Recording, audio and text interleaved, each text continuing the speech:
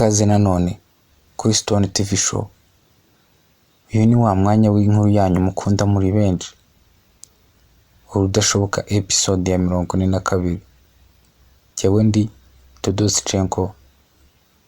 Ushobora kunkurikira ku mbuga nkoranyambaga zanjye: TikTok Tudosichenko, Instagram Tudos akarongo ko hasi Chenko,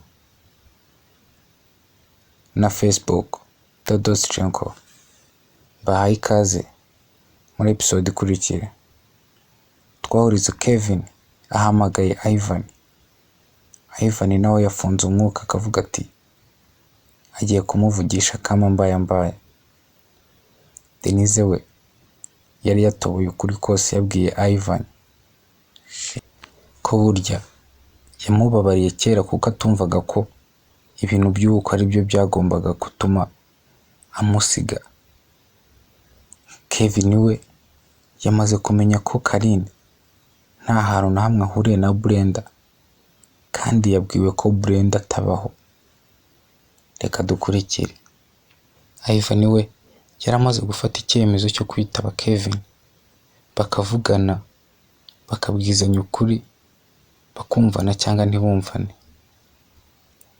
Ivan: yo bro. Hello Kevin: bro,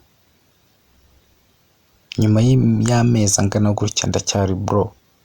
Nyuma y'ibyo wakoze byose ndacyari bro. Shamva twumvikane. Ibyo wakoze byose nabimenye. Ibyo wakoze byose umenye ngo ndabizi. Ntegereje umunsi inzoka izava mu bwihisho hama njye nawe tukarebana. Ivan: okay, ni byiza kuba warabimenye, ariko aho umugabo aterewe ni naho yitabarira. Byaba byiza umenye ukuri bro. Muri weekend itaha nzaza i Kigali, tuzabonane kabisa. Kevin: ibyo ni byiza cyane kubyumva. Reka njye nawe tuzarebana. Menye uko kuri uba uri kugenda ubeshya buri kanya, ubeshya abantu. Ivan: ariko bro, ni ukuri ntushaka guciringa kabisa. Nta kindi kintu nari mfite cyo gukora, nawe yuza kubura njyewe. Ariko ndabizi niba ugira umutima nama, kandi niba ugira ubumuntu uzanyumva. Kevin: okay, reka ndeke guta umwanya wanjye guhamagara mwana. Reka ntegereze uwo munsi uzazira, maze ntegereze uko kuri nanjye kuko nzumva da. Kevin yahise akupa Ivan, arakomeza aritahira yigira mu rugo. Ariko mbere yo kunyura mu rugo yabanje guca kuri gym. Yari yazize Kongore, asigaye amwizera cyane kubera ko yamubaye hafi cyane ari kwa muganga. Yabonye ko burya Kongore ari umuntu wo kwizerwa. Kuhagera Kongore: uri hano kuri mo wenyine se? Abakiriya none babuze kandi? Kongore: oya boss, hari abakiriya nyine nk'abangahe bari barimo tu, ubu ngubu baragiye kabisa, usanze bagiye. Ariko ntago irungu ryanyishe kabisa, abakiriya bavagamo abandi bakaza. Nuko nyine ubona amasaha ageze kure, naho ubundi abakiriya bari bahari kabisa. Ivan: Kevin: okay, reka dukinga twigendere mwana. Reka dukinga twigendere tujye no kuruhuka. Kongore yahise afata gym arafunga neza, ashyiraho n'ingufuri n'ibiki, ubundi barigendera. Ivan nawe yagiye mu buriri araryama, ariko akomeza gutekereza ukuntu ibintu byose biri kugenda bijya hanze. Yari yarahunze ngo abantu babyibagirwe, ahubwo aho yashyiriyeho telefone yiwe nibwo ibintu byaje kuzamba kurushaho, nibwo kuri kwagiye kujya hanze. ariko ntiyabyitaho cyane, apfa kuba umukunzi we yamubabariye aragenda ariryamira. Bwarakeye Carine nawe aza kureba Denise nk'uko baraye babivuganye ko agomba kuza. Carine nawe akamenya ukuri. Denise ahubwo we yari akiryamye yumva umuntu ari gukomanga, ariko kubera ko azi neza ko afitanye gahunda na Carine yahise abyuka aza gukingura, kuko asanga ni Carine. Denise: oh Carine wowe ni karibu shashiri. Carine: ni amakuru, wari ukiryamye aka kanya? Denise: nyine naryamye ninze, niyo mpamvu ubu ngubu nari nkiryamye, ariko ndumva ibitotsi byashize nta kibazo. Carine: okay, nyine nanjye nabukereye ndaje ngo mbwire ibyo bintu byose ntazi tu, nshaka kubyumva. Denise: ntabwo wakabaye nyine wifuza kubyumva cyane, kuko burya ukuri kuraryana, ariko ngiye kubikubwira nta kundi.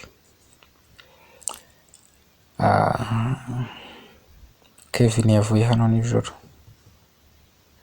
yari ari hano, namubwiye buri kimwe kubera yari yamaramaje. Yakomezaga mbaza ngo Brenda na Carine bahuriye he, agakomeza akambwira ngo nimbwire Carine asohoke kuko arabizi arahari. Ngira ngo ndamubwira ati niba ushaka kumva ukuri ceceka ukumve.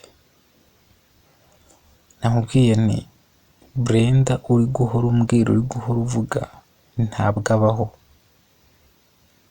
Ikindi kandi uriya mwana w'umukobwa witwa Carine twazanye kwa muganga njye nawe, tubona urembye umeze nabi, ushaka ngo umuntu witwa Carine, umuntu witwa Brenda hasi hejuru.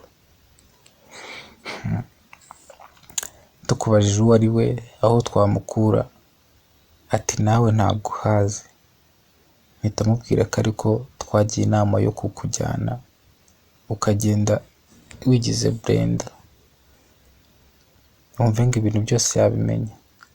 Carine: no, ntumbwire ko yamvumbuye, ubu se namusubira imbere mwita sheri gute?